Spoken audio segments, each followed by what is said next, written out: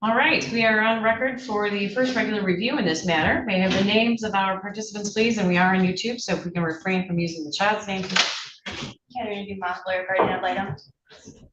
Ms. Taja Thomas, counsel for the department. Ashley Beach, I'm the foster care supervisor from Fostering Solutions. Michael McFarland, representing mother. Please introduce yourself. Victoria Newhart, mother. Okay, let's go to Ms. Dumont for her report. Yes, Your Honor, I was able to meet with Jameson at Addison Schools where he's attending Head Start. He's doing well in school.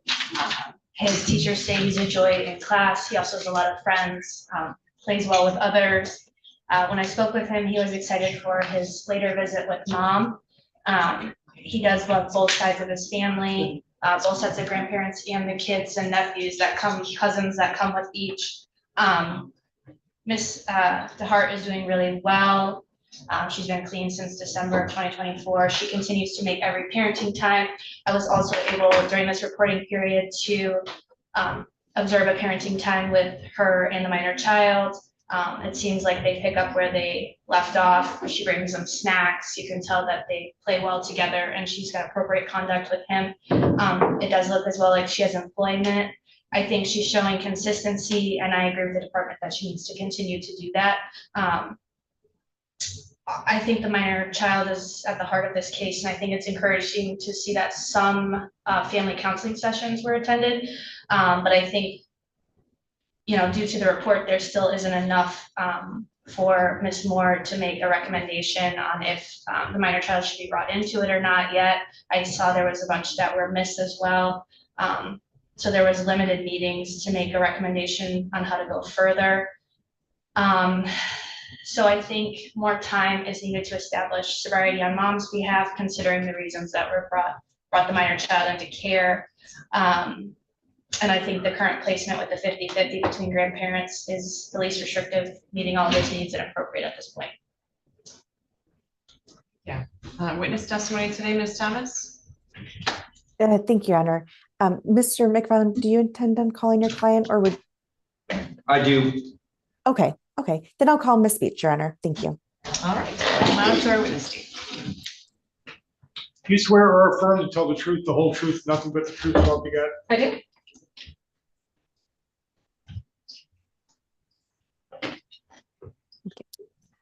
Okay, good morning, Ms. Beach. Can you briefly state how you were familiar with this matter?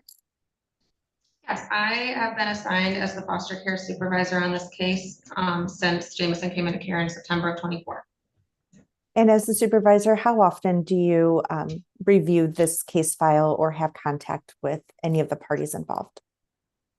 I meet with the worker at least monthly, formally, to discuss this case and its updates and any needs or concerns. And then I've also participated in family team meetings with mother and placement and other relatives. Great. And have you had the opportunity to review the court report that was submitted for today's hearing? Yeah. Okay. And to the best of your knowledge, are there any updates or modifications that need to be made to it? Just that Ms. DeHart has secured a sponsor for NA, and she provided proof of that to Ms. De La Garza. Wonderful. And at this time, do you believe that there would still be a risk of harm if the child were to be returned to Ms. DeHart's care and custody today? We do, just based on the fact that Ms. DeHart has only just recently obtained sobriety. So we are hoping to see her maintain the sobriety for a minimum of one more reporting period before we really progress towards reunification. And during, excuse me, the report is very favorable for Ms. DeHart. Have there been any updates or meetings about how parenting time will transition into unsupervised or more frequent and or longer duration? Yes, that's something that the worker and I discuss regularly. And then we did complete a home visit in Ms. DeHart's residence this reporting period and discuss that as well. Our hesitance has been that she still has pending criminal charges and has yet to be sentenced.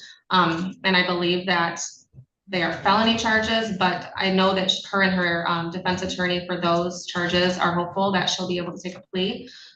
So she is scheduled for, I believe, sentencing at the end of the month. And as long as she is not going to serve any jail time, we are looking to increase in frequency and duration and move towards unsupervised after that.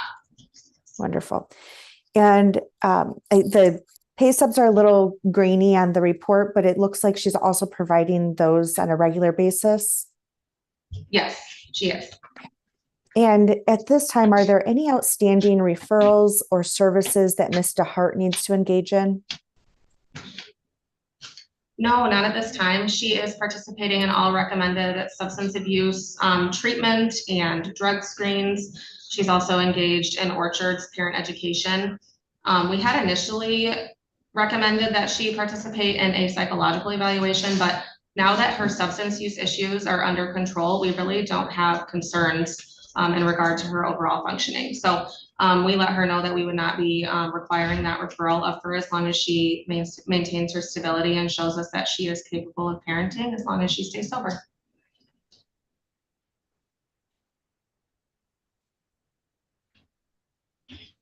I'm struggling to find the words how to ask this. Did the substance abuse assessment explore the underlying cause or reason for the substance abuse disorder? I would have to reference the initial assessment. I'm not sure if that was included or if it was just reports.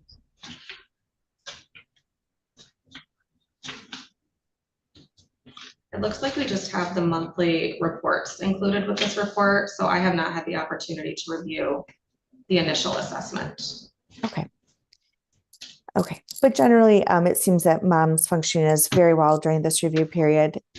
Is there anything, let me kind of backtrack though. The report from Ms. Moore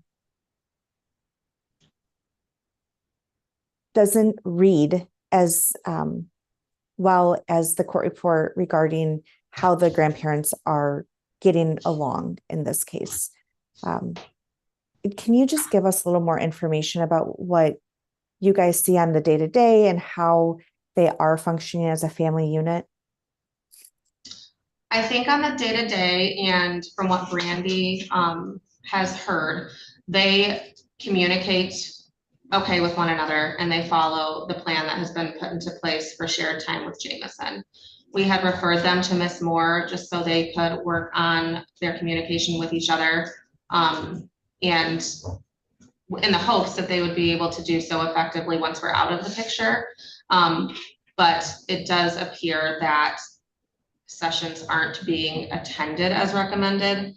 So that's something that we will discuss with the caregivers further too, because it really is just, we're hoping that it can help them secure a more positive relationship as they continue to share time with Jameson and obviously share love of him too. In your family team meetings, are these discussions that you're also having with Ms. DeHart of how this might look once reunification is achieved? I've only attended one family team meeting with Ms. DeHart and we did not discuss that, but that's something we can discuss in future meetings.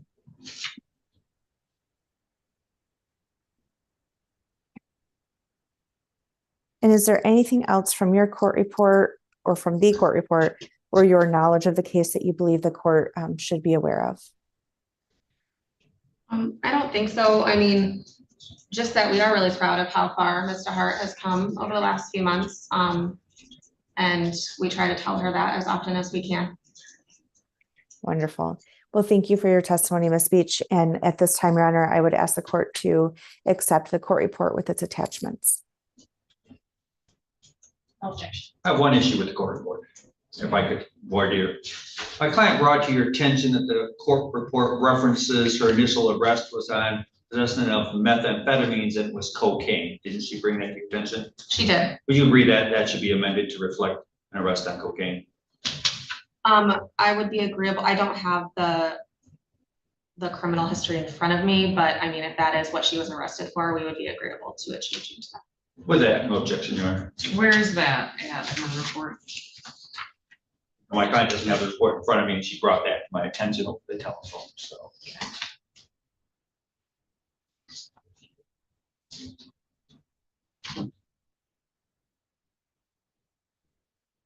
I can just have her testify, my client, Your Honor, so. All right, yeah, because I'm not seeing it. I'll do that for expediency. I intend to call her anyway, so. Any further objections? Nope. Very good. They are received them. Questions, any additional questions for this witness? Yes, my understanding is my client has a plea on September or May 28th, and then sentencing would be sometime after that. So the family team meeting, what are we looking at to determine what parenting time will look going forward and how it might expand? What time frame, before sentencing or? I'm not super familiar with criminal proceedings, but if the plea was accepted on May 28th, I think we could schedule a family team meeting for sometime after that to talk about how we would increase. I guess I don't know if a plea is accepted, then if she could still be sentenced to jail. Typically there's a plea and then there's a sentencing sometime after that. So. I think just based on how things have been going, and if they're willing to accept the plea, we would be willing to meet after the 28th to discuss how we progress. My understanding that her residing with an aunt can be considered a good thing, as there's another source of support there for her. Would you agree with that? Yes, Okay, and the house is acceptable, is that correct? that is correct. That doesn't work. Just one last question. Do you know what her date of sobriety is? 'Cause I know you said it hasn't been too long. How long has she been sober? I don't have her date. I believe it's December of 2024, but then there was a positive screen in January for methadone or Suboxone.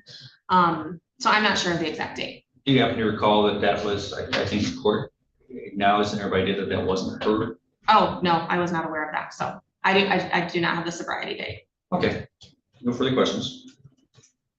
Any questions? Mr. Mark? No questions.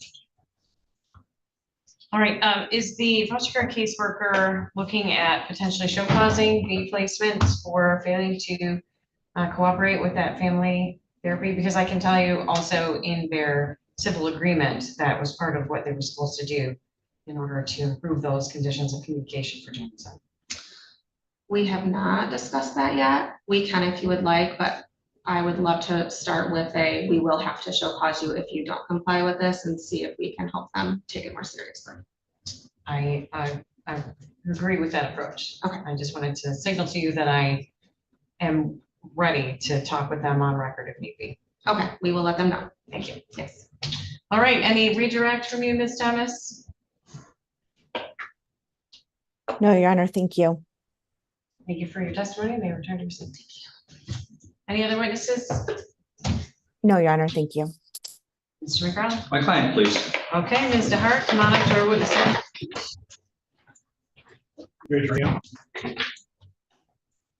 You swear or affirm to tell the truth, the whole truth, and nothing but the truth, so help you God?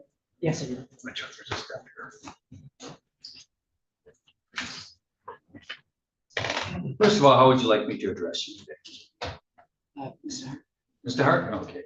I think what the attorney for the agency was asking the worker is, what are your triggers that caused you to use the last time? I had anxiety before.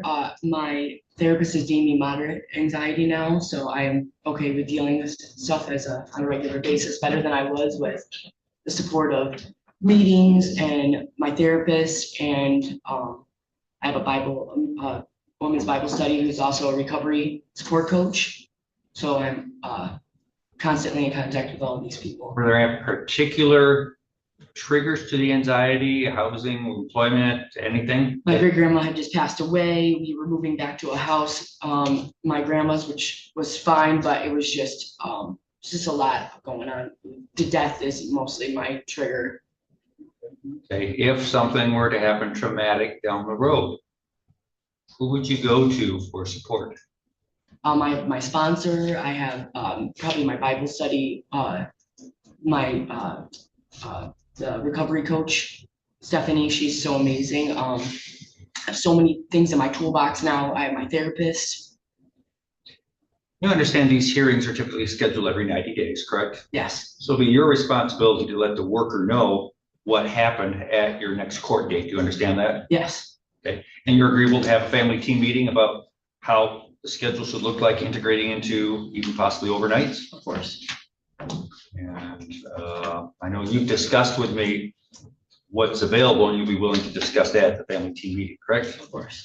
I think every day for 2 or 3 times every day, you've been sending me AA proof, correct? Yes. Or is that NA also? The NA, they aren't very good at sending email attendance. I've attended them, but they don't send the attendance. Okay, but I think you've been sending them to me every Yes. day, correct? Yes. every Have you day. been getting them to your worker also? Yes. Okay, great. Case service plan is for you to make sure that you're successful. Is there anything in the plan that you think needs to be tweaked in order for you not to have to come back to court after this case is dismissed? No, I do not. I think we're all working together quite well. You know, everybody seems to be, I've had a call with Ashley, asking if there was any problems with my worker, and I do not believe anything's wrong with Brandy. I think we all understand each other quite well. Okay, so is the place where you're living right now, do you think that'd be acceptable for overnights? Is there accommodations there? Yes, there is. There's extra rooms. My aunt, she's amazing. We sit down and talk every night. That's probably also part of my support system. You know, she has the time for me, you know. Any other commentary that you wish to give the court? This is your time to do so. I think everything I've been doing is a part that I will be continuing after everything, you know, the things that I do with the meetings every day, the Bible studies every Tuesday, the therapist, you know, appointments, they all give me a weekly reset, and I only take one day at a time now. Well, before I would think about the future, which would extremely stress me out, you know, which would result in having anxiety. But when I focus on every day rather than the rest of my life, I've been able to seem to keep my thoughts and my anxiety in control and feel in the moment. So you agree with the family team meeting after your next court date? Is that what I'm hearing? yes. Okay, I have nothing further. We'll see if anybody else has questions. Oh, I do have one question, sorry. On that, you pointed out to me on the telephone that your original arrest was for what? The first one I ever got in trouble with. Well, there in the report, there's a reference that you were arrested on cocaine, correct? Yes. Is that accurate? Yeah. Or was it? I thought you told me it said meth. So it's in it said possession of methamphetamines, and part of it, and I just read it in a certain. Was it possession of methamphetamines? No, it was not. It was possession of cocaine. You know about where on the report you saw that? Beginning, middle, end? Middle of it. What has always been your drug of choice? Cocaine. Thank you. Nothing further. Questions, Ms. Thomas? No, Your Honor, thank you. Ms. Dumont? Mr. Hart, are you looking at entering into drug treatment court upstairs with a plea, or? Whatever they offer me, I will take the plea of. Okay, have you been screened for drug treatment court upstairs? As in recovery court? Yes. No, they have not asked me about it. We talked about it, but we don't know if they'll offer it now since I've done so good. Okay, but if they do, is that something you're interested in? Of course. I think it's a 2-year program. Yep, yes, it is. Okay, thank you. Any redirect, Mr. McFarland? No, thank you. Any recross, Ms. Thomas? No, Your Honor. Thank you for your testimony. May you return to your seat. Thank you. Any other witnesses, Mr. McFarland? No, thank you. Ms. Dumont? No. Very well. Comments in closing? Thank you, Your Honor. It is always really exciting to come to court when parents are doing well. And so I'd like to commend Mr. Hart for really sticking to her sobriety and doing what she needs to do for herself, which makes her a healthier person for her child. I know that the workers would love to move towards more parenting time. However, there is the outstanding criminal stuff, and just for the safety of the child to ensure there's no disruption in his routine, I think it's appropriate to maintain status quo pending that the criminal case resolution. And it sounds like there's definitely a good plan to move forward. And there's no concerns about doing that, especially given Mr. Hart's progress and her appropriate housing. So with that, Your Honor, we're just asking for another standard 90-day review. And I think that's it. Thank you. Mr. McFarland? Oh, we agree with having a family team meeting after my client's next court date. And I have to agree, I think we're on the right path. My client's been demonstrating that. I know a couple times a day I keep getting her emails, and I appreciate that, that she's attending her classes. And this is what we anticipate will happen when somebody gets into this court, and she's taking the proper steps. Your Honor, I'm in agreement with the department as well to maintain the status quo as of now, and ask for another standard review period, but Mrs. DeHart is doing really well, and I believe that she'll do anything she needs to get her child back. Yeah. While the court finds all interested parties were given notice for purposes of today's review hearing, I do find the reasonable efforts towards the goal of reunification are being made. Ms. DeHart is making good efforts to comply with bond conditions and to maintain sobriety, which is great to see.